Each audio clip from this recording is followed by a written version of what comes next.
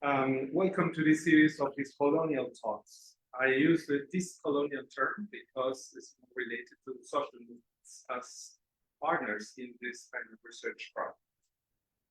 In this academic year 2024-2025, this cycle is entitled Theopoetics, Performativities from Vulnerable Bodies and Territories, and is organized by the Young Global Violence Initiative that since autumn 21 promotes an interdisciplinary dialogue with colleagues from various disciplines and cultural contexts around the crucial and urgent question of systemic violence.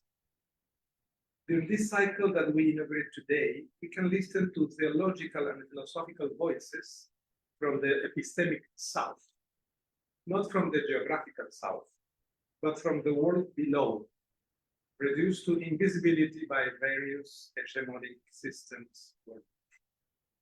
Throughout the year, we will be hearing inspiring voices from the world of sexual diversity, Afro-diasporic peoples, and the Palestinian people in resistance to the ongoing genocide. Today, we are pleased to welcome to the land of the Massachusetts people, Professor Ángel Méndez, choreographer and queer theologian from Mexico. For 20 years has been applying some way a creative philosophical theology at the intersection of queer theory and decolonial thinking as an original version of the critique of instrumental modernity and the limits of enlightenment that he explored with John Milbank during his doctoral stay in Professor Ángel Méndez Montoya earned a Bachelor of Philosophy from the University of Texas, Austin, then a Master of Philosophy at St. Louis University, Master of Theology, and a Master of Divinities, Quinasis Theology. He studied for his doctorate in philosophical theology at the University of Virginia, and wrote his doctoral thesis as a scholar in residence at the University of Cambridge. In 2009, his doctoral thesis was published by William Boccuzzi in Oxford under the title The Theology of Food, Eating, and the Eucharist. This work has been nominated for the Michael Ramsey Prize for Theological Excellence 2010, awarded by Rowan Williams, former Archbishop of Canterbury. He currently resides in Mexico City, actually in Cuernavaca. And he is a full-time professor in the Department of Religious Sciences at the Americana University, Jesuit University in Mexico City, and was the coordinator of Faith and Culture program of the same university. He teaches courses, seminars, and conferences at various universities and academic institutes in the country and abroad. He has published in several anthologies and national and international magazines, among which are Christus in Mexico, Anales de New Black Friars, Concilium, Cross Currents, Word of Frankfurt, Germany, Modern Theology, the Bible in Translation. But besides being a specialist in philosophical theology, Ángel Méndez is a magnificent chef.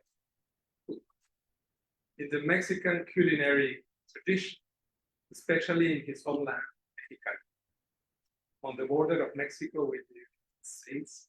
So his thinking is nourished by the flavors, textures, colors, and knowledges of the peoples of Mesoamerica and Mesoamerica, open to new progress, as in the case of his homeland, Baja California, which is within Baja California. Finally, I wish to emphasize that Ángel Méndez is also a choreographer.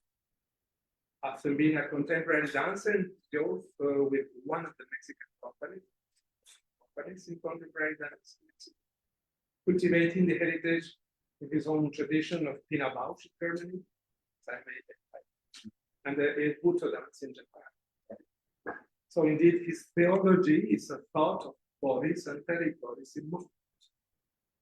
So today's lecture is entitled Transignification, or the Theopolitics of God's strange sacramentality in wounded and trashed bodies. It's an honor to welcome you here in DC, Professor. Thank you so much. Thank you so much. What a beautiful presentation. Thanks a lot. I'm very delighted to be here and very thankful to Carlos Mendoza for the invitation. Also I want to express here publicly my gratitude to Mayra Rivera at Harvard University. She was the one who started all this initiative of bringing me here. And then Carlos joined this invitation, and also people at Boston University. This is going to be the third one and the final presentation, and so I'm very glad to be here to close with golden closing and to be here at Boston College. I want to apologize first for being seated instead of standing up, because I have a post-surgery in my knee, which didn't go so well. And I'm still struggling, and it seems that it's inevitable that I will have to have a prosthesis, and I don't want to, frankly, but it seems to be inevitable, and so I have to do maybe next summer. We'll see. And the second apology is for my English, because although I live in United States, I'm in England now. I've been 20 years in Mexico City, back in Mexico City. And I don't have a chance that much to speak and to give lectures in English. I write in English, and it's much better to read me in English than to listen to me in English. So I'm little by little recovering my English as I'm here these days. Well, this paper or this presentation is out of a paper that I wrote for Concilium, this Catholic journal. There was an issue, a whole issue on sacramentality. They asked me to write something on the issue. And so it's still like a work in progress. And here is going to be a little bit experimental in a way. So be patient with me. The ideas are still developing, and I really look forward to our conversation. So what I'm gonna do here is just like do some fragments of ideas around this paper, but also developing others that are also developing as I'm thinking about this and researching on these themes. As you know, because of my book and the presentation by Carlos, I've been working on food and eating and the Eucharist, hunger, different themes. And while I was writing my thesis dissertation in my doctoral studies, I started to feel a little bit disappointed with the theme of the Eucharist and the contradictions within the Catholic Church. I am a Catholic, although I consider myself a Catholic in the diaspora, for being gay, for being married with my husband, and don't feel fully welcome in the Catholic Church. I know that with Francis, the Pope Francis, things are little by little changing, but we still have a long path to go. And so I felt, while I was doing the research on the Eucharist, a little bit of disappointing, a sense of disappointment. It's supposed to be, the Eucharist is supposed to be an inclusive table, a table of inclusion, but many times I feel like it symbolizes rather exclusion, a symbol of exclusion. So many people, we cannot partake of the Eucharist because all the doctrines and dogmas and regulations. And so we don't feel sometimes invited to the Eucharist. Also, it's disappointing to see that the Eucharist is becoming more and more like a private sphere liturgy that doesn't have any consequences in the public sphere. And I think that's really not what the Eucharist is supposed to be, because the Eucharist is supposed to be taken into the outside, into the public sphere. But we're still doing it in a very private kind of spaces. Sometimes it feels God's presence as God's absence, because you don't see it, you don't feel welcome. And so instead of feeling God's presence, I feel sometimes God's absence. And some of you may feel the same, I don't know. If you are Catholic, we are struggling still with the challenges that the Eucharist theology brings to us, to the church today, and also to the church of the future. While I was writing my dissertation, I was very inspired by a presentation that I heard a long time ago by a priest from India. He made a PowerPoint presentation. At that time was Benedict XVI, the Pope. And so he compared in the PowerPoint, like a diptych, he compared all the renewal of Benedict XVI of the liturgy for the Mass. And then he compared it with his own doing Masses with poor people in the city garbage dump, the basureros, as we say in Spanish. And it was very contrasting to see this renewal of Pope Benedict XVI going back almost to the Tridentine ritual with ornaments and all these very fancy and pompous sort of liturgies, with his own liturgies, with the poor people seated at the floor with very simple and humble utensils and not any vestments or anything like that, eating pita bread as the consecrated bread. So it was for me very enlightening in a way to see how contrasting can be the different theologies around the Eucharist. And so it was very inspiring to see that people that are considered trash and that live in the garbage dump, they are the ones who I felt were fulfilling a theology of the Eucharist. So I think that we must recover a more authentic sacrament of the Eucharist. But more so, I think that it's very important to have sacramentality, or to explore the sacramentality of the Eucharist, which links with feeding the hungry and keeping a hunger and thirst for justice, as the Beatitudes teaches us. Blessed are those who thirst and hunger for justice, because they shall be satisfied. The sacramentality is a sign of God's presence in the Eucharistic performance. I consider the Eucharistic performance to go beyond the liturgies, to go beyond the Mass. That we can find Eucharistic performances in everyday life, when there is a fraternal and sororal table sharing, and when there is commensality, when there is love and inclusion. There, God is there present. And that brings me to today's presentation. I have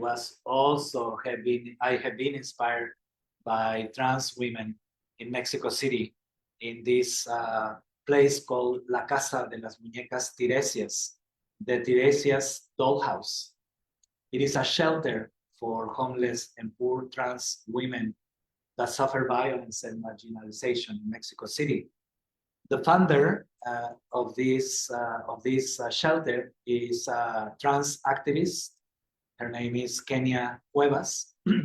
She witnessed once a trans femicide, the killing of a trans woman, a friend of hers, and that really made a really great impression on her. And she decided to open this shelter for trans women, people in Mexico City. Those especially who suffer extreme violence, poverty, prostitution, and struggle with drug addictions. Mexico is right now experiencing, well, for many years, great violence, especially against women. We have about 9 to 10 women every day that are killed in these femicides every day. But it's also very high, the violence against LGBTIQ plus people, particularly trans women. So in 2020, when we had the pandemic, most people around the world had to take this social distancing, and many people went back to their homes. their families, living with their families. But we experienced a lot of violence, domestic violence in many homes, and especially trans women were kicked out of their houses, and they became homeless and went hungry. So Kenya, this activist, the founder of La Casa de las Muñecas Tiresias, she felt a call to feed the hungry people and said, well, I cannot stand having food here in the shelter and seeing other people that are dying of hunger. So she went into the streets with a group of the collective of these trans women and started to feed the hungry. And since then, they continued feeding the hungry because the government and the churches really don't care much for them. Again, they're considered disposable people. They're considered people taken into the peripheries of society. So I found this gesture to be an example of what I call the Eucharistic performance. In this case, a performance of the Beatitudes. Blessed are those who hunger and thirst for justice. Blessed are the trans women that give shelter to the homeless, and share food and feed the hungry, for they shall be satisfied. Bodies that do not matter, trashed bodies, now transignify the dignity and agency of Eucharistic action, where God is present in these bodies that do not matter for society. The sacramentality then of God's presence through Jesus Christ being present in the Eucharist and being present in the world reminds us that Christ is present, and those who are most vulnerable, those who are hungry, those who are thirsty, the naked, the homeless, the abandoned, as Matthew 25 tells us. So this gesture of breaking and sharing bread evokes and provokes to think about a very queer, very strange form of God's presence, embodies at the diaspora of society. So the question here, and I think that we can kind of discern together, is will it be possible to recognize the sacramental presence of God in bodies discarded by poverty, non-heteronormative sex gender experiences, racialized or infrahumanized bodies due to the race, ethnicity, immigration status, or various disabilities? That is the question. Could trans women be a sign of God, a sign of the mystery of a perplexing Christ-like presence?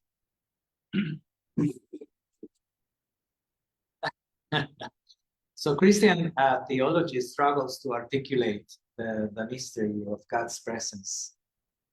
Regarding the Eucharist, the Catholic Church for many years have developed different doctrines around God's presence. And the prevalent doctrine is the doctrine of transubstantiation. So we can see there already that God is trans in the transubstantiation.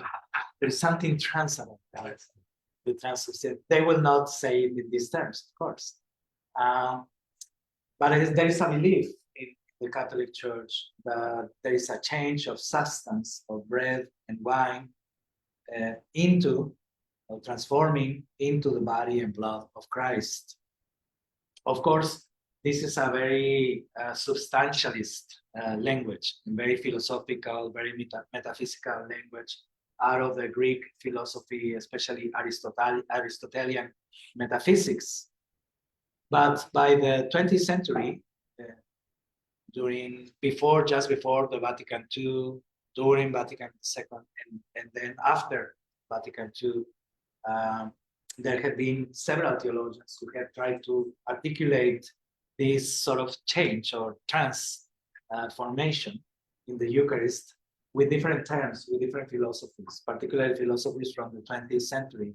phenomenology, anthropology, sociology, even politics as well, trying to articulate how God is present in the Eucharist. Perhaps among all these different articulations, for instance, Karl Rahner or Henri de Lubac, the most controversial was Schillebeeckx, Edward Schillebeeckx, who was a Dominican theologian in the Netherlands. And he proposed this very polemic category called transignification. Meaning of his purpose was to talk about the transformation of signification in the communal self-giving of God, in the sharing of bread and wine, but also in the whole community, not just in this moment, magical moment of the epiclesis when the priest invokes the Holy Spirit and then all of a sudden their God is present in the Eucharist, but trying to see the Eucharistic performance in a larger sense with the whole community, and not just in this private space of the liturgy, but also in the outdoors, going outdoors to become a Eucharistic people and to feed those who are most vulnerable in our midst. So that was the intention of the Schillebeeckx. He actually wasn't really against transubstantiation, but he was trying to articulate in a different way that makes more sense to ecclesial communities, especially for vulnerable people. And but the problem is that his proposal didn't go very well, and he was rejected by Pope Paul VI in his encyclical Mysterium Fidei in 1965. You may remember. Pope Paul VI, he went back and reiterated the doctrine of transubstantiation and was against transignification. But I believe that we can still get a lot from this concept, and still we can talk in very different terms about transignification. We can still recover a sense of God's presence, not only in the Eucharistic species, but in the experiences of breaking, sharing bread with other people, in the acts of love, in acts of justice and peace, in those who struggle to bring God's reign here on earth.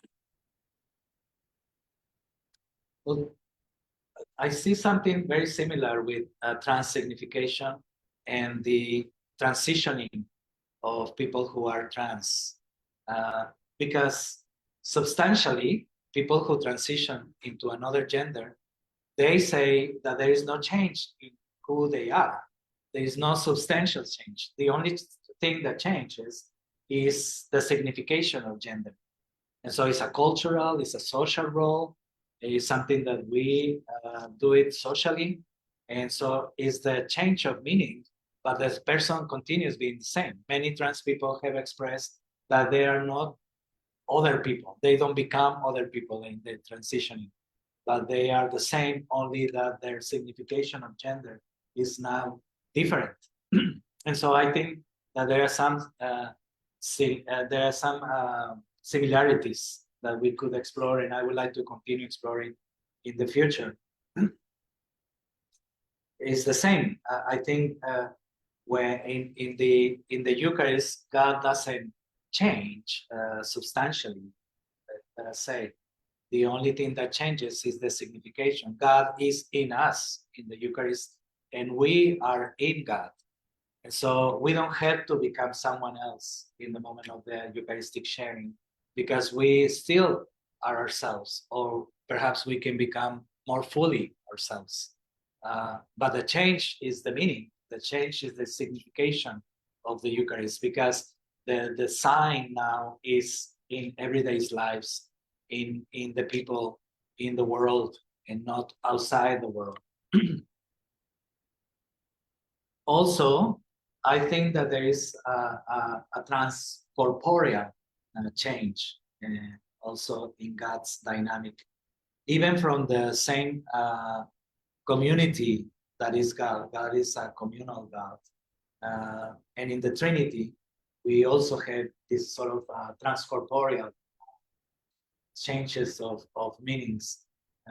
God goes out of God's self into the other, only to become more God's self in the love and the reception of love within God. And then brings it back, the gift is back to God in this plentiful love, superabundant love. So there is a corpus, the Trinitarian corpus, that is a communitarian corpus, a community, a corporeal community within the Trinity. And that doesn't stay within the Trinity, but is shared in all creation. The superabundant love within the Trinity, in this corporeal love, Trinitarian love, is shared in the moment of creation, in the act of creation that is continuing, is a continued act.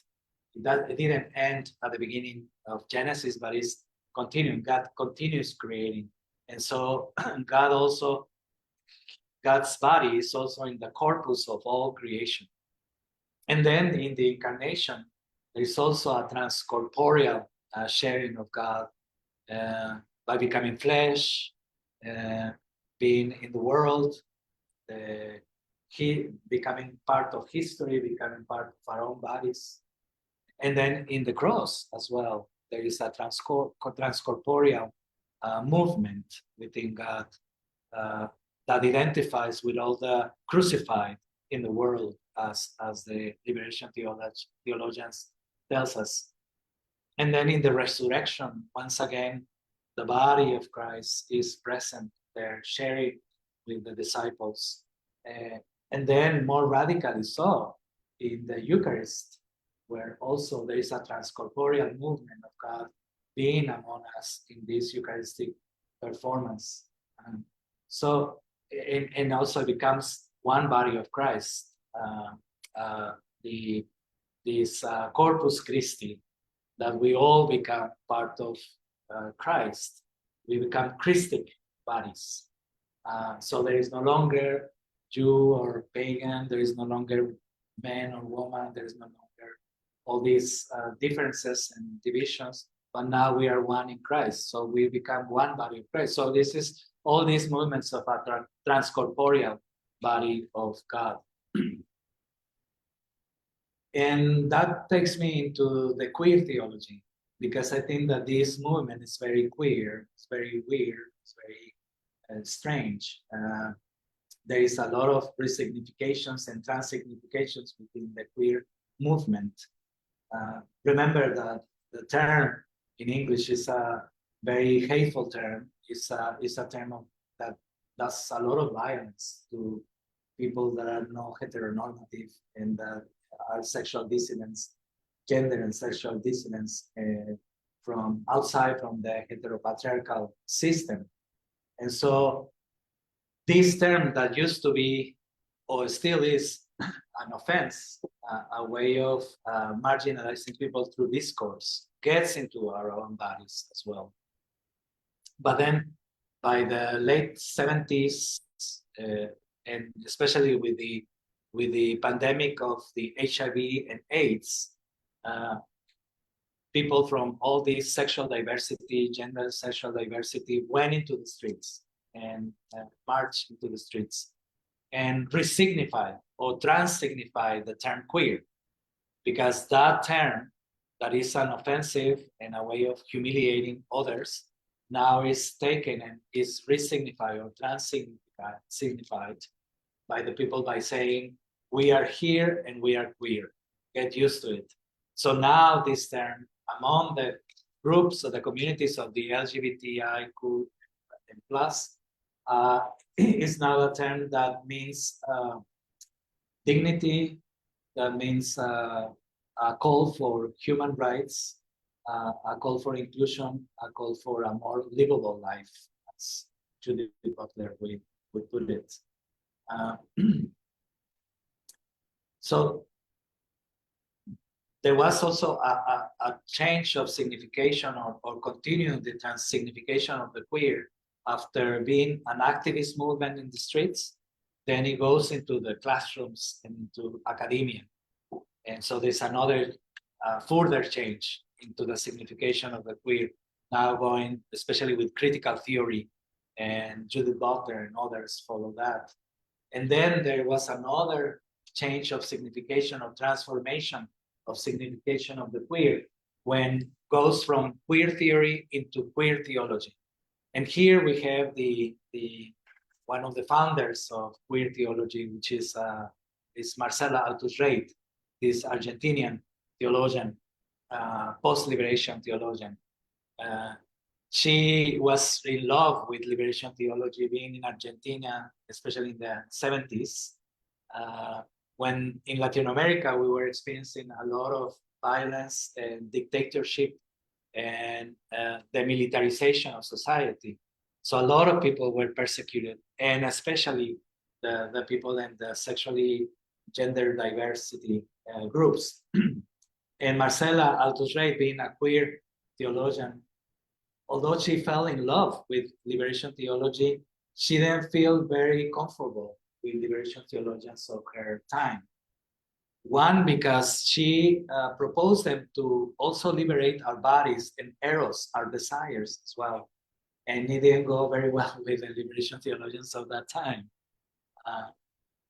And because she told them that liberation should be integral, should be full liberation. And our desires, our bodies should also be emancipated or liberated as well. But they didn't like that. And she criticized this abstraction of the poor. That poverty was like an abstract without bodies, no? A disembodied poverty, without eros, without desires. So it was more like a class structure category, the poor against the rich. But Marcela Altusreit said, well, where is the body? Where is the desire? We also have to liberate it. Another criticism of the liberation theologians of her time was that most of the fathers of liberation theology were fathers, where most of them were men. And many of them were clerics who went to train theologically in Europe and then came back to Latin America with European categories that many times didn't really fit into the context of Latin American people. And so that was another criticism that she had. So much so that she became persona non grata within the Latin American context. And she had to exile into other country. And she went to Scotland. And there she went to study at St. Andrews University. And after achieving her PhD studies, she was hired by the University of Edinburgh, where she started the foundation of queer theology. And from there, she had to write in English because she was persona non grata in Spanish context. So if you remember, if you have studied the history of Marcela Altusreit and the history of queer theology, you may remember that she first wrote Indecent Theology, which was later translated into Spanish about 5 years later. She published Indecent Theology in 2000, the year 2000, and about a few years later was translated into Spanish. But then her second book, or important book, was The Queer God. But that was not translated into Spanish because it was too much for many Latin American contexts. And so it was 20 years without being translated into Spanish, her mother tongue. Until, very recently, we translated in the Universidad Iberoamericana. I was at the coordinator of publications of my department, and I suggested to my peers and the editorial committee to engage into a series of translations of contemporary books not being translated into Spanish from other languages that are of high impact in contemporary theology. And I suggested them to start with Marcela Altusreit. Well, I don't know what happened, but I invoke the spirit of Marcela, of course. But it was like after lunch, and so people were sleeping. So I think they were distracted, and somehow something happened in the spirit that everyone accepted the initiative. And at that time, we had a very conservative director of the department from Spain, from the box. So you cannot get more far right and conservative than that. And after the decision, this voting for this series, started with Marcela today, he called me to his office and he told me, you know, Ángel, I think that we shouldn't do this project because it's going to be too polemical. Here, the Jesuits is a Jesuit university. The Jesuits are going to feel scandalized by this, or the Vatican. What is the Vatican going to say? He told me. And I was thinking about the Vatican as if there was a person. No? Who is the Vatican? But he tried to convince me to censor or to stop with this project. But then I just had to call the normatives of editorial normatives of the university and say, well, in the normatives, you don't have the last voice as a director. It's all together. It's all democratic. If you want to change your minds, maybe you should call for another extraordinary meeting and see if it works. But well, he decided not to do it because everyone voted in favor. So finally, we published the book in 2022. That was in 23, 22. So it was published in English originally in 2003. So it was 20 years afterwards that we finally got it in Spanish. And I'm very glad about that. In fact, it's the book that has been sold the most in the university publications. So the Jesuits are very happy about it. Everywhere where we go and present the book is sold out. Everyone likes the book. I don't know if it's many times it's just curiosity or what, but it's very successful book, and I'm very happy about that. Well, Marcela Alturreit wrote an article with the title "A Saint in a Church for $20, Sending Radical Orthodoxy to Ayacucho." It is Ayacucho is a very peripheric town in Peru, where thousands of people were killed during the Sendero Luminoso guerrilla armed conflict. And it's one of the poorest towns in Latin America and in the world as well. And so Marcela Alturreit suggests or proposes to send John Milbank and the radical orthodoxy to Ayacucho, because she said, okay, this is a very high church sort of theology, and it's really beautiful, very splendorous, of course, but there is something lacking. Why is that there are no poor people in their writings? They are really brilliant, but it's very metaphysical, very philosophical theology, but doesn't reach to the context, especially of the Latin American context.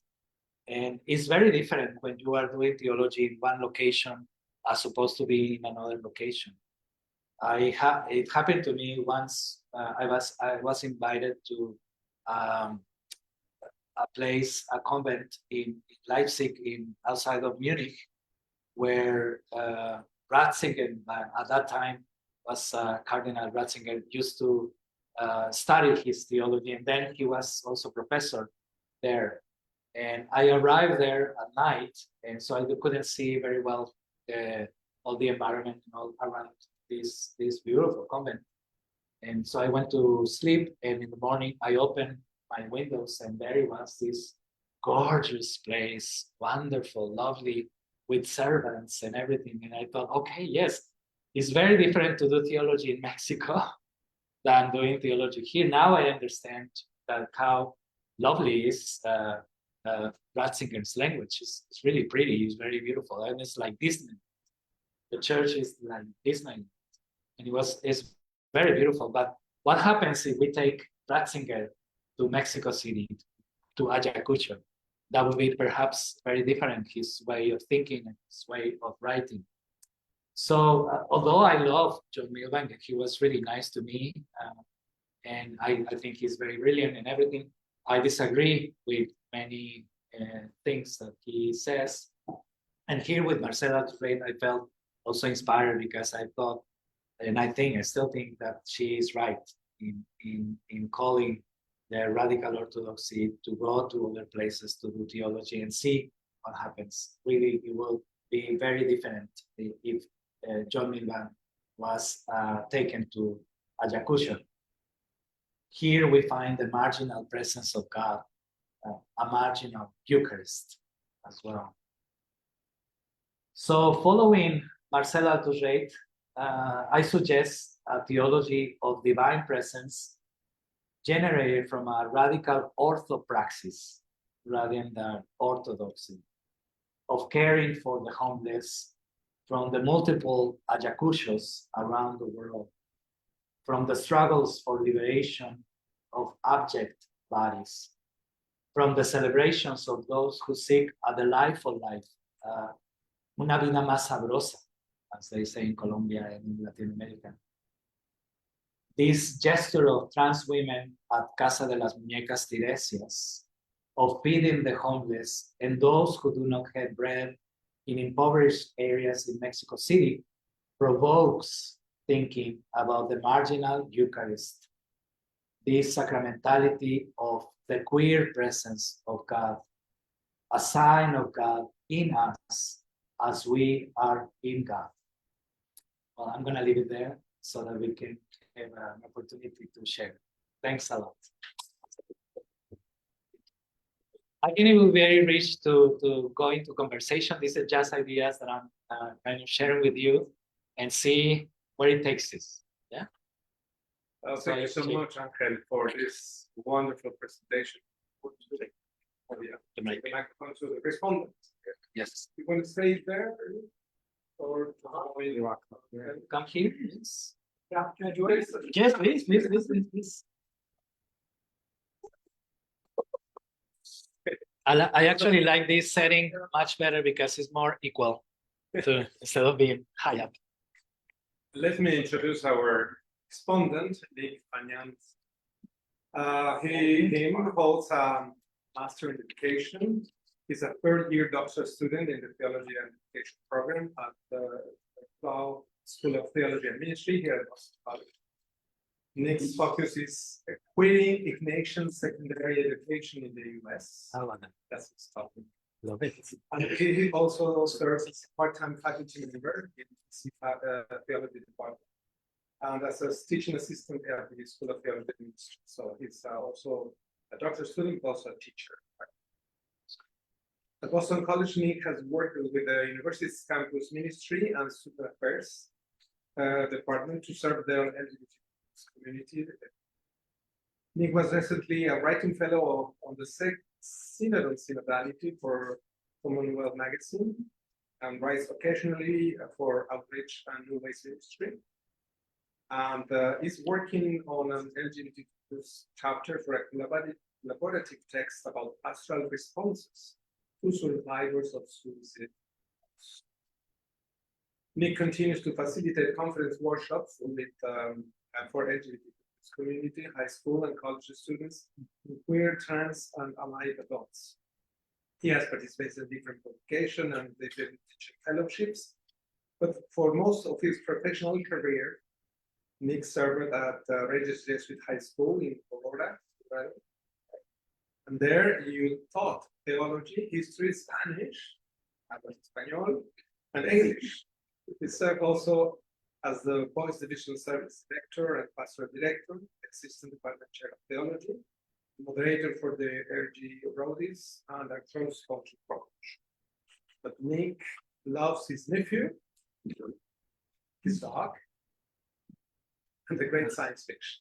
So welcome, Nick. The floor is yours. Oh, wonderful. I love it.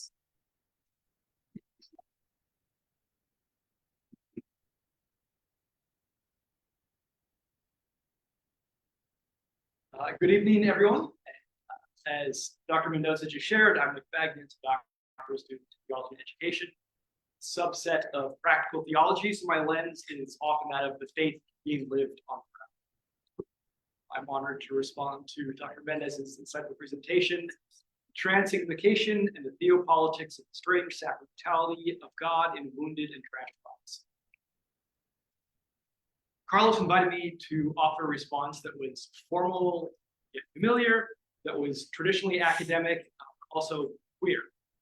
I appreciate that I am here as a doctoral student and a gay man in the Catholic Church, that the Descolonial program is already beginning to decolonize these spaces through its, through your practices of which bodies and whose voices you offer space to respond. And also, I'm a white man in the academy. My body represents much of what resists our needed and continuous decolonization. So I recognize the humility that this requires and the continued reflection into which that invites me. I hope I can use this space and the sacred time to co-construct flourishing politics. So first, the informal part. I read your book over the last week. It's fabulous.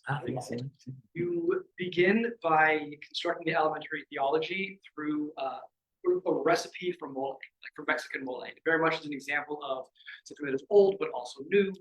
It's sweet and it's savory. How do we slowly create this feast together? Use a lot of stories and narratives about sacred feasting itself. I love to cook. I have never made a mole until last night.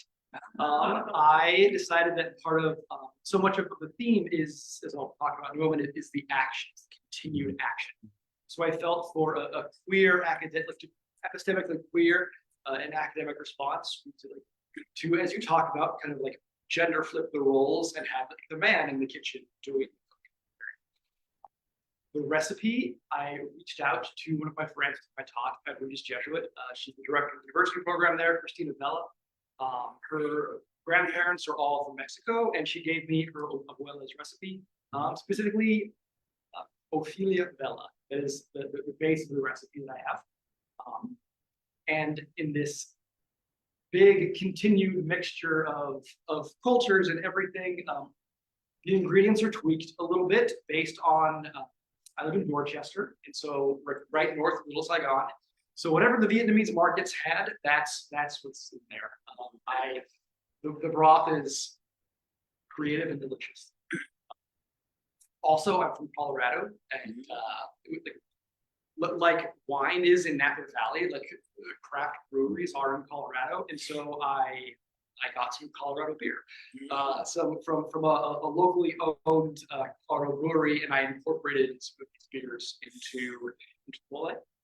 So for folks with allergies, it has peanut butter is a big part of it. So the peanut allergies, the alcohol has burned off. And so at the conclusion of this, I have the mole and some rice. It doesn't really go in the recipe. I add a bit of cardamom because in your text you discuss how the manna in the desert in Exodus, like cardamom is is connected to that. I brought some cardamom that too. So now for more formal bits. In his book, The Eucharist, Edward Skillebeck critiques the Trinitarian explanation of the sacramental reality of the Eucharist. Specifically, Skillebeck argues the term transubstantiation was the best possible term that the Council of Trent had to describe the deeper reality of the Eucharist. But modern and now postmodern persons, Skillebeck argued it needed a more modern approach. So how is one to understand the real presence of Christ in and as Eucharist in a way that is not bound to a specific metaphysical term, but is understandable and practicable by contemporary Catholics? So is the term transubstantiation getting in the way of our experience of the real presence of Christ, not just in the bread and wine, but in the community of believers as the body of Christ? Skillebeck writes, it is already clear, already become clear, in the period between the two world wars, that transubstantiation was in need of reinterpretation. The facts of modern physics had shaken neo-scholastic speculations about the concept of substance to their foundations. This heralded a change from approach to the Eucharist by way of natural philosophy to the anthropological. And through dialogue with other theologians, Skilbeck began to understand the Eucharist differently. He says, quote, the basis of the entire Eucharistic event is Christ, personal gift of himself to his fellow man, and within this, to the Father. This is quite simply his essence. The man, Christ Jesus, is the one giving himself. Quotes first. So Dr. Méndez, as you acknowledge in your book, the theology of food and Eucharist, God is agapic, self-giving.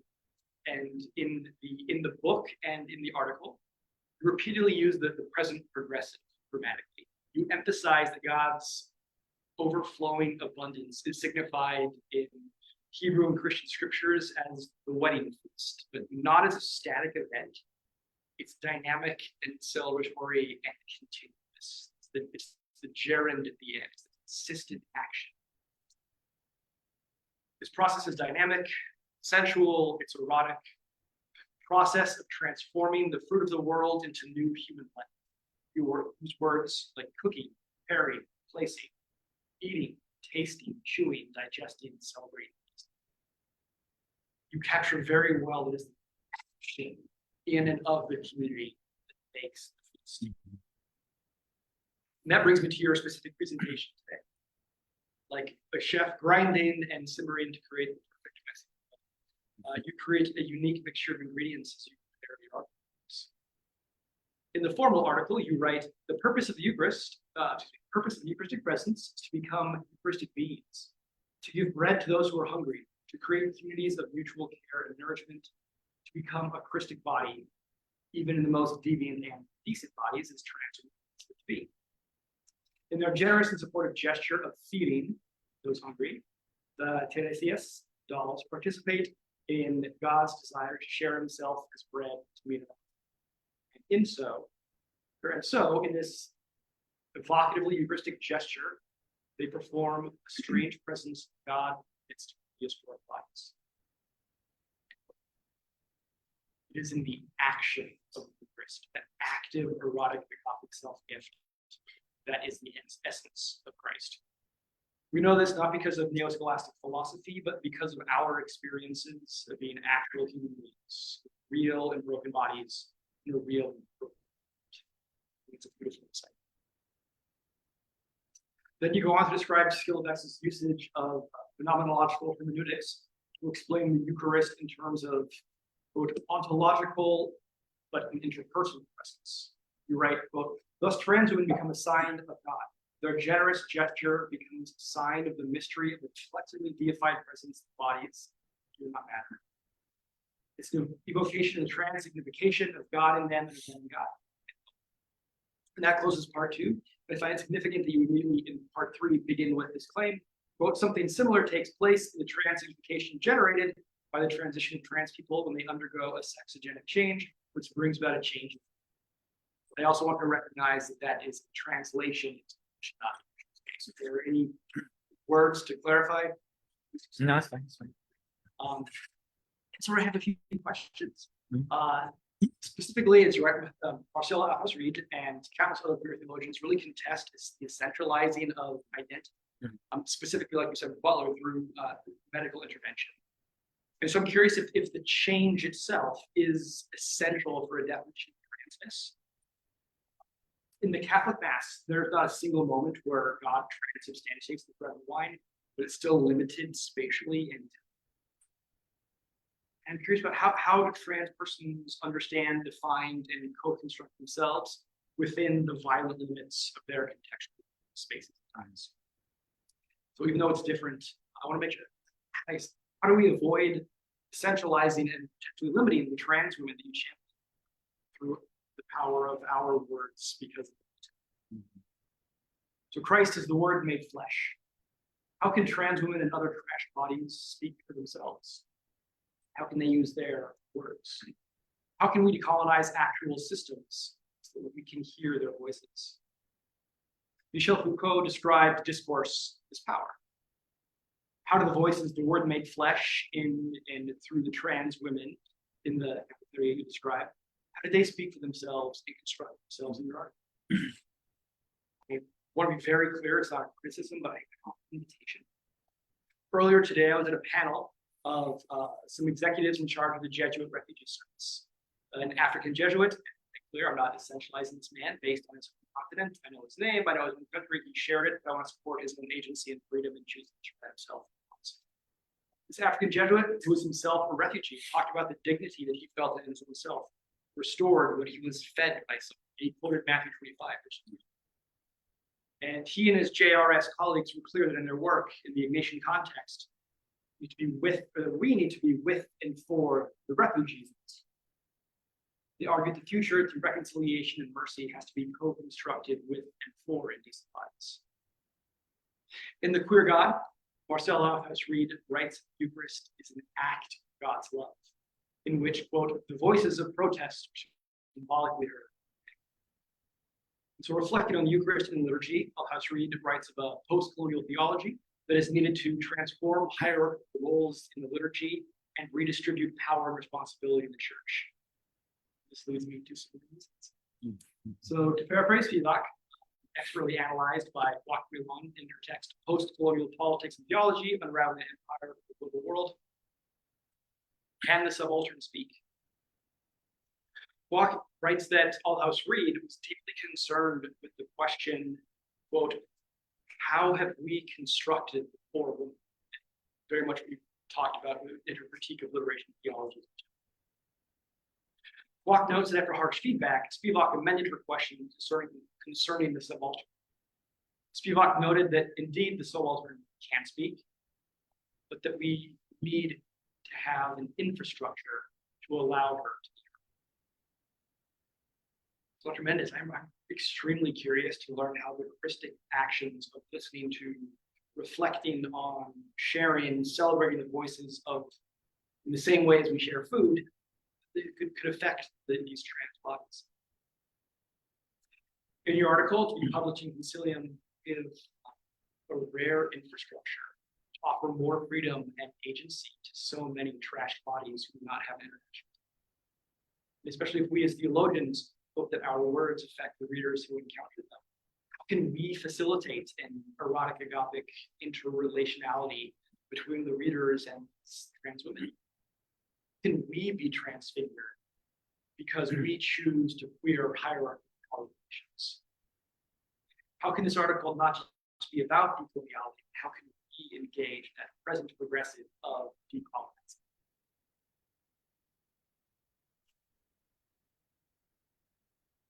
So again, Dr. Méndez, thank you for your excellent article. Thank you for being here and joining us in this space and sharing your ideas and sharing the reality of these women. I'd like to thank Dr. Mendoza and Francis for the invitation to support. Thanks to all who came to share that experience with us. Blessed are we all who act out Eucharist in God's superabundant feast. And when we begin that with the mole, just make sure that I may respond. Yes, yes. Thank you so much. Beautiful, beautiful reflection. Thanks a lot for your paying so much attention to this and to all the work that you did in your presentation. And I really love what you said. The questions are still open. I don't know if I can really fully answer all of them because they continue being questions that we have to look at them and we have to be able to make different responses. Definitely, speaking from the perspective of trans women, we should allow them to speak. And I think that will be the first step to make that change. I'm talking from the perspective of someone who is gay and so also struggles with violence and struggle with marginalization as well. But it's not the same. I cannot put myself into their own place. And so I think that they should have their own voice and allow them to speak, even if Spivak says that the subaltern cannot speak. I think that it's important to find places where we find their voice, where we include them in different communities, and particularly in the church. We are still very far away from that. It seems right now that they are invisible still in the rhetorics of the Catholic Church, because in the Synod of Synodality, they talk about the LGBTIQ people, but almost they become homogenized by gay people. It's almost like sections. It's kind of the term that is more prevalent in their discourses and speech, but there is not much talk about trans people. I saw that very recently there was a meeting trans people, and he was very open to listen to them. And so I think that we are moving somehow in the official Catholic Church institution to be more inclusive, but we still have to do. The essentializing, I think, is a problem for us to try to articulate who they are. And I think we are still far away from really being learn from their own voices. So we have to do a lot of that as well, because many times by putting them as others, we are already essentializing their otherness from the perspective of the same. So we still struggle to do it in a way that is more fair and that is more like radically inclusive of trans women, trans people. So I agree with you, and I'm completely with you in that sense that we still have to do a lot to improve our communities, to improve our theology, and to include their own voices. So I think that's it about the essentializing that I think we still have to do a lot. Of course, from a queer perspective, identity is not fixed, it's not absolute, it's not the totality of the person, but it's something that in a continuous flux. It's liquid, the identity. Even myself, I recognize that saying that I'm gay now is different as how I said 10 years ago, or 20 years ago, or 30 years ago. I'm old, so I can go on. Yes. So I discovered my own being gay in a constant process of discovery. So I'm still learning to be gay. Another problem that I see also with the identity issues is that sometimes they become a platform for discriminating the other. In Mexico, for instance, during the gay pride, it used to be very political at the beginning, like all the gay prides marches in the streets, but now it's very commercial. It's very neoliberal and is becoming part of the market.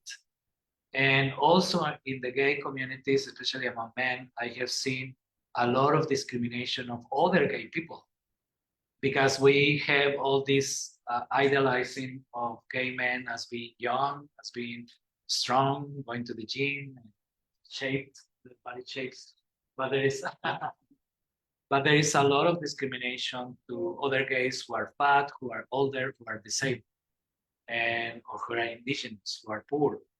And so they are the others. So we still have to do a lot of liberation within the LGBTIQ communities. Sometimes we think that we are trying to liberate society by talking about who we are and by asking or requesting agency, but we are still being the ones who discriminate within at the interior of the LGBTIQ communities. Other gays don't like the lesbians or don't like the trans people. Trans people don't like sometimes the gays, and we create all these differences that we don't really are able to make community. So in the same way that we have to talk outside the LGBTIQ plus communities, we also have to learn within ourselves, the interior of our own communities. So the essentializing is important as far as that we have to deconstruct in a way that we don't look at the differences of our own identities, but we create alliances. I think that's the queer theory and the queer theology is about creating alliances in our own diversity and not to create more ghettos, no, human ghettos or human societies, that's ghettos. So we still have to do a lot of that. I'm so glad that you made the model because it's the perfect way to talk about food and to talk about the Eucharist, because we also forget that the Eucharist is food, it's the ingesting, the act of ingesting, eating together, and commensality. And so that's why in this book, I try to go back to food and be more foodie about it before even going into the Eucharist. It was interesting, my method of researching for this dissertation or for this thesis, and which later became the book, because I wasn't sure where it was going to take me. I allowed myself to be surprised without manipulating the end of how it's going to be, how to end each of the chapters. So I first started with food as food, with very material practice, with making of mole, rather than talking about mole. And so I think that that's a method that I think that is necessary for us to start with the material conditions, with the everyday life, lo cotidiano, in the Latino theology terms, lo cotidiano, the everyday life, as locus theologicus, food as locus theologicus, sharing food and commensality with others as the place of revelation, where God becomes present as well. So I think that I just want to leave you with this thought of the importance of having food. And Marcel Althusser said it very clearly, said before transubstantiation, we have to have food. Without food, there is no transubstantiation or transignification or Eucharist. So we first have to feed the hungry. We first have to see how do we share with others our food. And I think that will be a way to continue walking into the Eucharistic challenges, to become more Eucharistic people or Eucharistic beings, as you said it. We still have a lot to do. So I'm curious now to hear also other people. We can use the mic. Thanks a lot.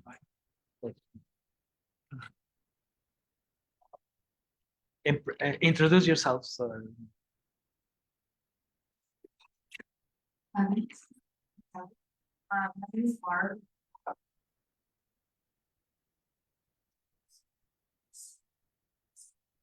Oh. My house is coffee.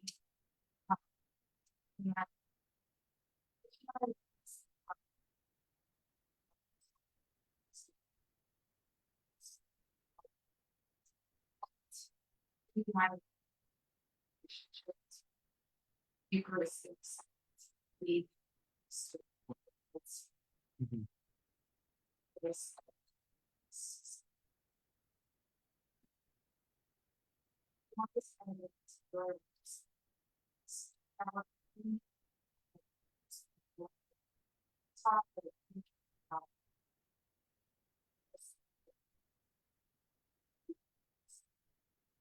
conclusion, with big ones.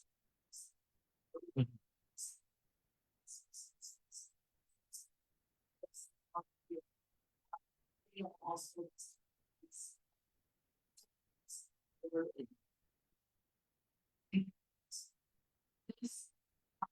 I feel like there is power in sort of like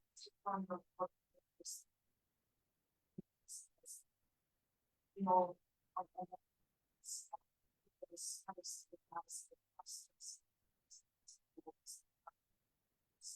yeah.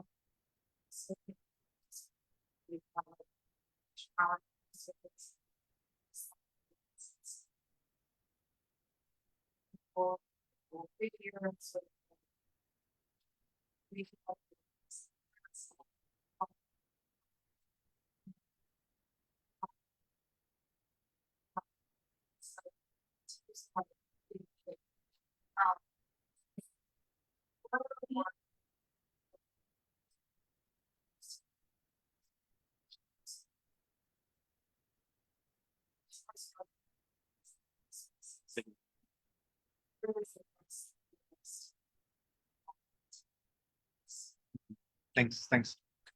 Thank you, Barb. Again, very, very good questions that I cannot fully answer here, but it makes us wonder too. And I struggled with the same question. How do we bring together the sacramentality of the Eucharist with the sacrament, with a capital S, as you said very nicely? It's still a struggle. I think that we should get closer and closer and closer, and to eliminate the gap between the two, because they shouldn't be antagonistic or one against the other with this profound gap in between. I think that the more we celebrate Eucharist, the more we are called to become Eucharistic people and to transform the world. But we are still very far away. And the power structure, I think you put it perfectly. I cannot say better than you did. And I struggle with the same thing. When I was a Dominican friar, a Dominican brother, there was a point, now I'm a Dominican, lay Dominican, but there was a point in which when they asked us before the solemn vows, we had to decide whether to become priests or to become brothers. And I decided at that time, that was in the late 90s, more or less, I declared that I didn't want to become a priest until women are ordained. And it was really very polemical at that time. And but I still continue thinking about that, because I felt like I couldn't be a priest if women or trans women or gay people are not ordained, for instance. So I see that problem still, the power structure. And the synodality, I don't know, sometimes I feel up and sometimes I feel very down, because you know that there was all these years of preparing, and they listened to lay people, to women, to the sexually diverse communities. But then at the end, the final text didn't reflect all these discussions that were there. They just were hidden. And so I don't know how much I can trust the institutional church to make those changes, because now even Pope Francis is hated by the far right within the church, and they are waiting for him to die, or others are talking about killing him or doing something. Can you imagine that? And I think that Pope Francis is doing a lot of change, but it's still not enough. And so sometimes could be disappointing. Although I try to keep my hope in the future, for the future of the church. And so I don't know what other people may think, that how to make those transformations. I do it from where I am. I cannot do it from other contexts. Most of my environment is academic, is in the schools and the universities with the students. So I find there my vocation, that's the place where maybe I can do a change, a critical thinking that can be transformative.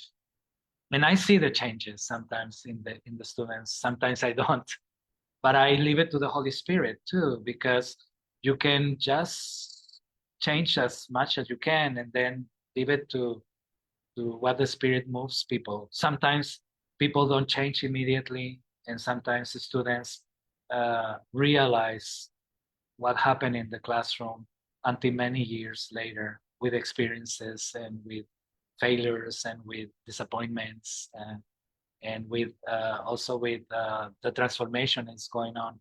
So that is in charge of the Holy Spirit. But that's the place where I am. That's where God is calling me, and I'm doing my best there. I also go to pastoral settings with other people outside the academia, and I have discovered, or I found out, that many times people who are not theologians or in the academic world are more open to listen and to change than within the academia.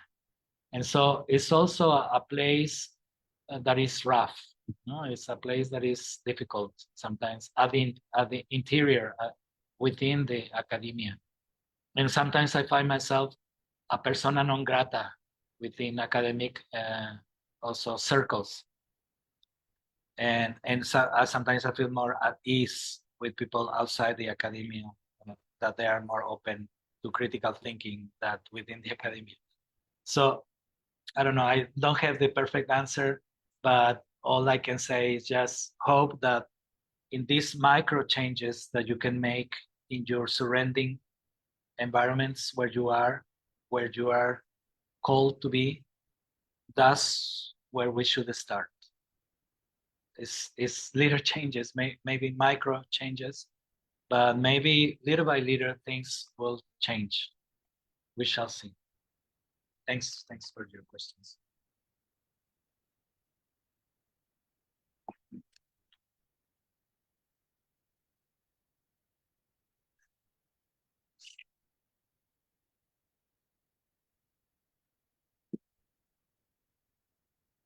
Thank you both so much. And it's for both of you, so thank you. So if my memory serves me, I believe one of the pushbacks against Scalabegs' transignification.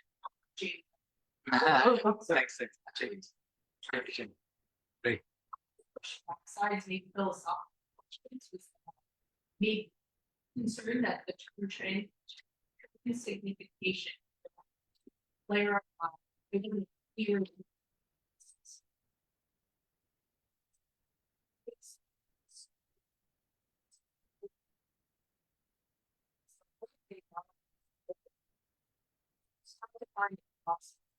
or he explained about reference to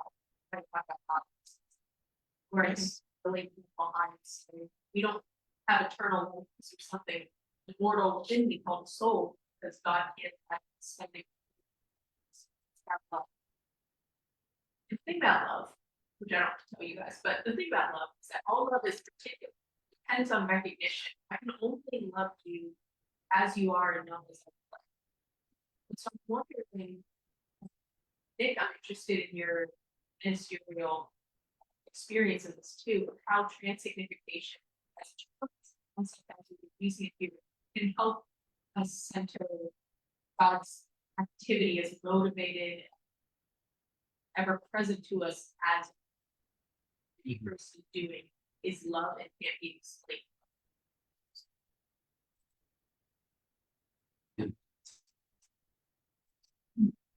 Go ahead.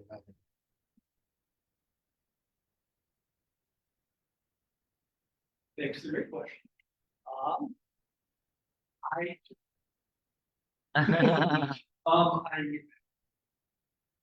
That was my struggle as I was working through this, the nuances of the differences between transubstantiation, transignification, right? Just like the Margaret is talking about, it could be a whole thing. I think the part of, I mean, you do this really well.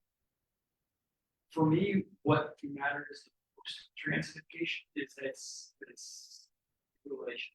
It requires relationality, and not just the substance. It's that makes the accurate skill back to like the substance. Substance. There's something with transubstantiation means outside of the breath, and transignification means there's something within it. So when the shift there, in other words, I would say ministerially, but I can sit and talk about basically politics all day about what this means. It's actually go on immersion. Let's go do some students together. Let's go share it on the. It's the acting out of itself, which that does. And I have a lot more, but in my very elementary understanding, I'm not yet convinced that. Well, it's again like bringing back to the the capital S sacrament. Very much you use it in the rest of your text. You use sign and symbol throughout. They reserve the word sacrament until the last few pages. Yes, I avoided it. Yeah, sorry. I avoided it because the same. I think that love cannot be explained.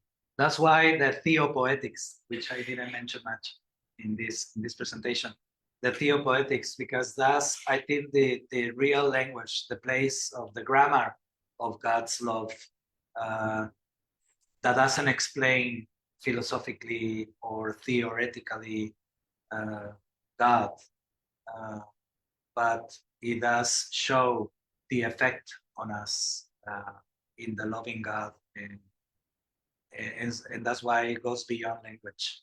Like poetics, all the poetics go beyond language. They use language, but language is only a way through the actual experience that is ineffable at the end of the day.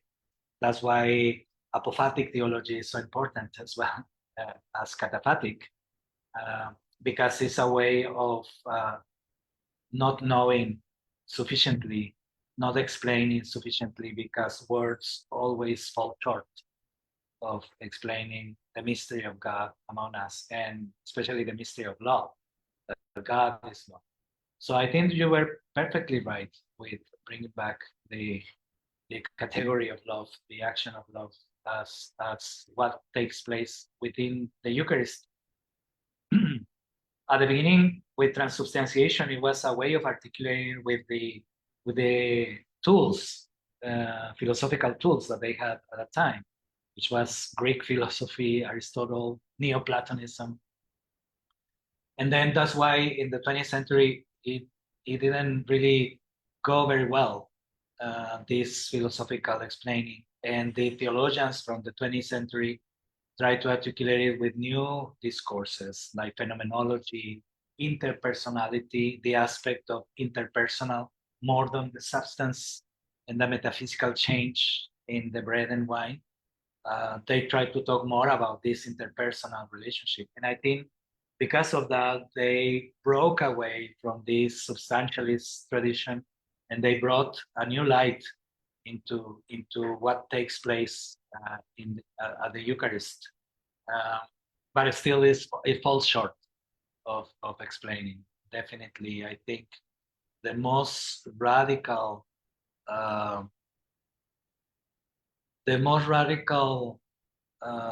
happening in the Eucharist is the effect of love, the impact of love that can change many things.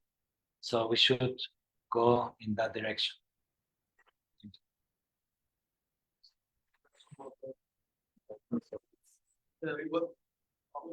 Sorry. The connection with Mike's very much references understanding God. It could be transubstantiation.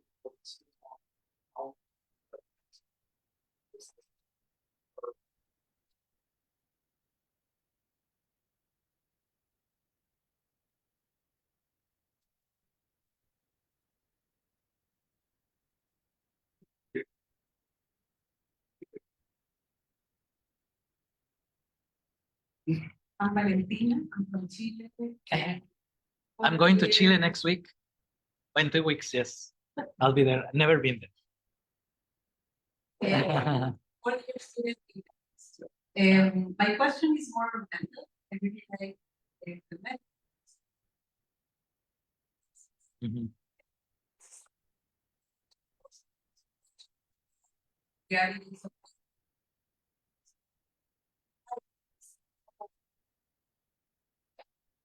How they resist. And from there to be able to see something theological. Particularly my area of ethics, I was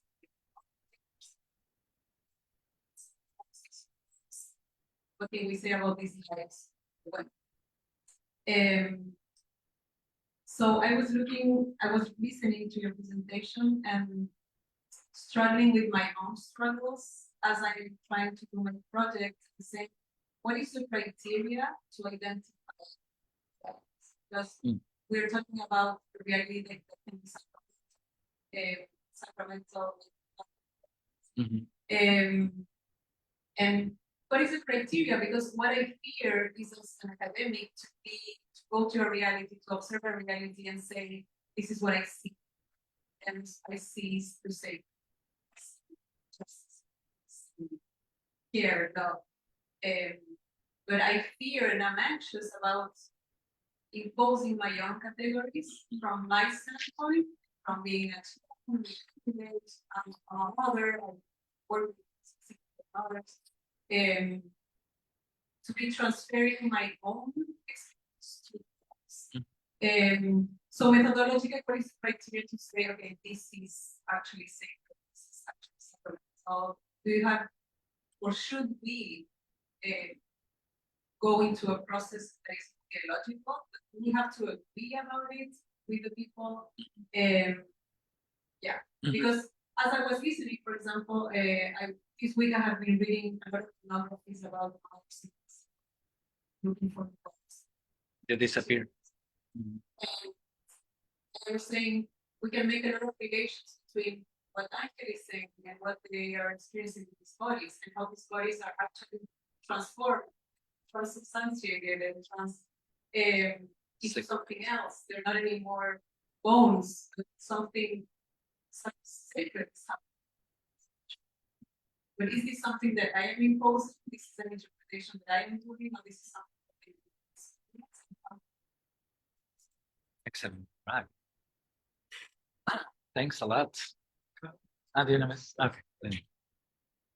Okay. Yes, I can respond. Yes. Oh, if you want me, I can respond before I forget. Yes. Thanks a lot. You later you had to give me some tips. Santiago de Chile, I've never been, and the food too. I heard that is very good. But yeah, my method is first somehow like putting away the theological categories and not to theologize food in this case. Well, later on, I wrote a book on dance in the body, and I did the same. Instead of trying to theologize dance and to theologize food, like if there's a checkbox, not to say, here's theology, here's theological, or Christianize or baptize reality. When as you started talking about reality, I think that you should be, as much as you can, to be open to reality as such, or as it appears to you. Now, it's inevitable that you are in the interpretative horizon of reality. So you cannot remove yourself fully from the reality. You are part of that. So, but it's okay to recognize that when you go, especially into the field, into people's lives, it's okay that you situate yourself or you locate yourself. What is your location as a ethicist or as a theologian? Where are you located? I think it's important that you find your place within reality, but then try to allow reality to speak up by itself, and then see where it takes you. That's why I didn't have like a very controlling mapping or final direction of where is what's going to take me each of the chapters. And so what I decided to do as a method was to start with food as such, or narratives of food, or concrete images and symbols of food. So the first chapter is about the mole, and then I allow myself to be surprised, but without theologizing mole. For me, it's more like how reality provokes to think theologically in a critical sense, more than trying to theologize reality. And so allow yourself to be provoked before coming into conclusions. That would be my tip. Recognizing where you are in that analysis, in that interpretative or hermeneutic horizon, where you are, and then see how it can provoke your own theories and your own thesis or your own theology. to amplify, to deepen theology, to deconstruct your theological foundations many times, or reconstruct after this reality. So that would be my tip or my suggestion. That's how I did it. And it was fantastic because I think theology should be about astonishment. We should be always surprised by the world, not to take it for granted, not to create conclusions beforehand, and to just allow yourself to be evoked and provoked by reality and see where it takes you. With this surprising, with this sense of perplexity about life, not knowing sufficiently to the point that you come to conclusions that are totalizing, but always open. When you come to a conclusion, it's almost the beginning of things, not the end.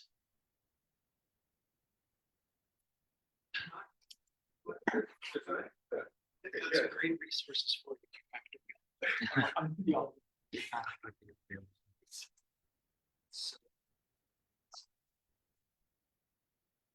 So making that third-year conference, just map theology, in political theology.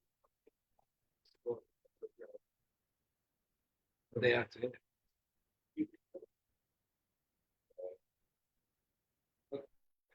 Yeah. But, We can hear you. Yeah. So, it's not a little-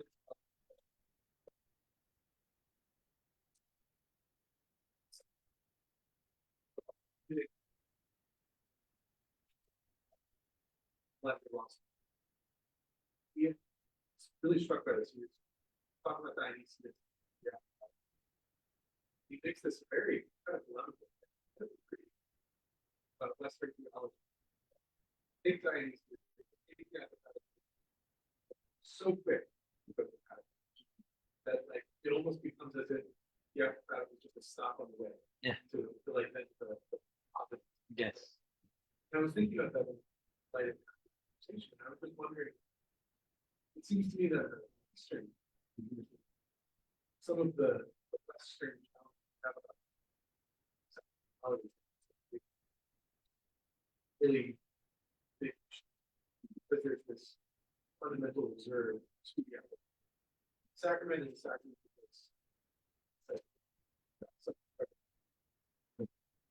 sort of like sort of positive system or something. Rational. Yeah, right.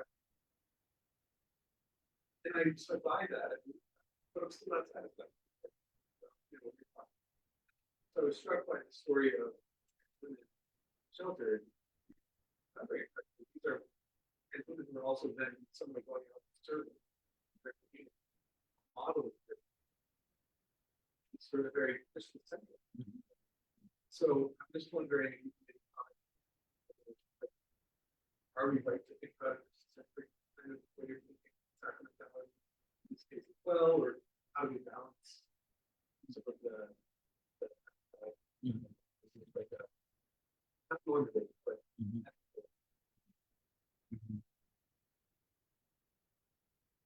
Yeah, when one of the chapters is about Bulgakov, because it was very difficult for me to do it in Western Occidental terms, because we have in the West a tradition that dichotomizes, so that dichotomy between antagonistic realities and very dualistic, which didn't happen in the Orthodox Church or in the Orthodox theology.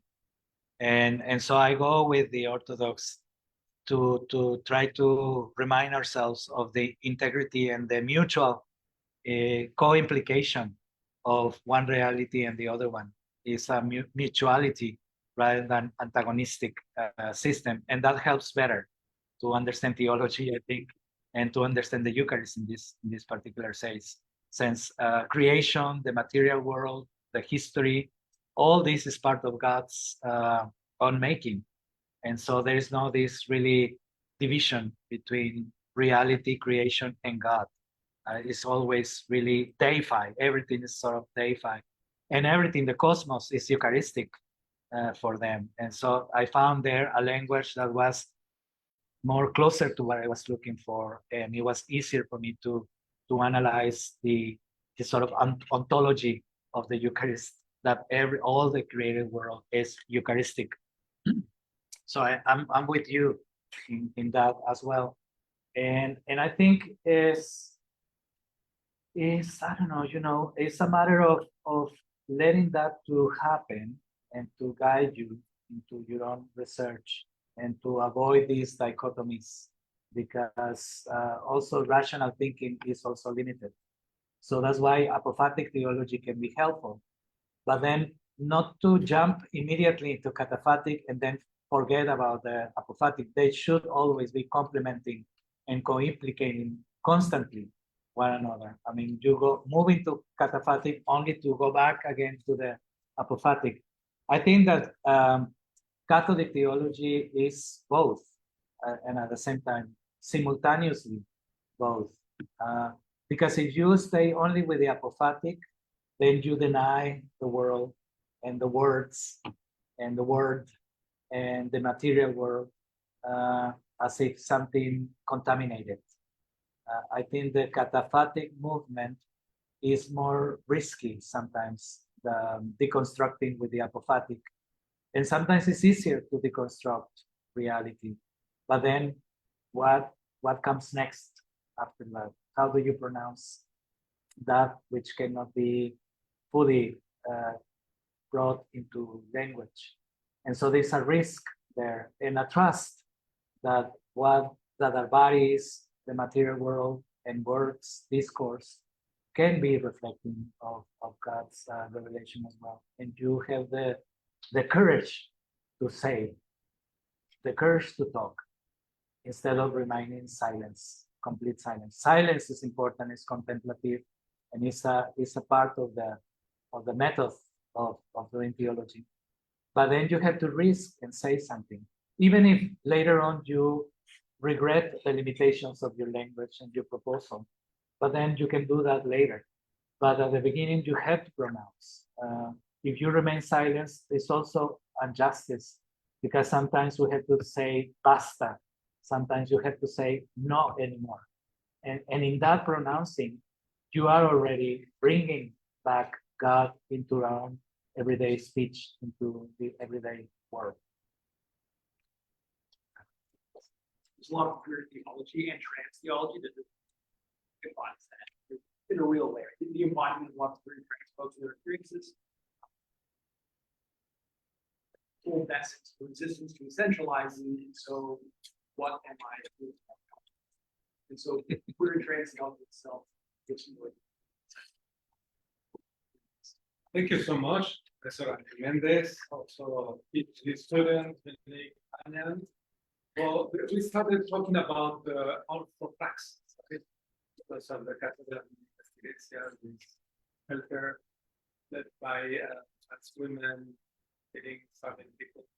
And we ended this conversation talking about apophatic and cataphatic, like in some way. Yes. And you're a choreographer too, so you know movement's important. You need all, then you go back movement and so on. So I think that represents absolutely what the kind of theology that we straight years of more than that.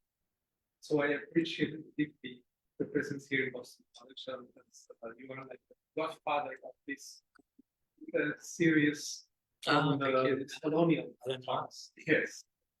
In March, we will be welcoming an Afro-Brazilian theologian, Teresa. Is coming to talk about Theopolitics, the theology coming from the territories and bodies of all will be continue working, talking, discussing, listening carefully. Your narrative is so creative. Thank you so much. And let's continue discussing with Yes. Thank you all. Thank you very much.